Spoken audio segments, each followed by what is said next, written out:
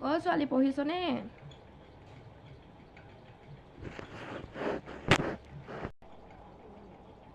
অ মা পঢ়ি আছো। চাওঁ দেচোন কি পঢ়ি আছো দে আকৌ। মায়ে এবাৰ পাছ কৰিছোঁ। মা প্লিজ দে তাক নক'বা, নক'লে এবাৰ পাছ। অ এইবোৰ দেখোন নকলে দেখি আছ তই।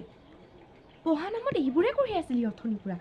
বাপেৰে আহক, আজি বাপেৰক যদি লগাব নোৱাৰোঁ, এপিটত দিব নোৱাৰোঁ, মোৰ নামো সাগৰিকা নহয়। পঢ়ি আছে, পঢ়া নাম হাজি ৰহটোক ইমান দিনে কষ্ট কৰি পঢ়োৱাৰ মূল সেয়াই দিলি তই। ভবা নাছিলোঁ 18 তাৰিখৰ পৰা পৰীক্ষা, আজি তই নকল লিখি আছোঁ। গোটেই বছৰটো ইনে। তুমিয়ে কৈ আছিলা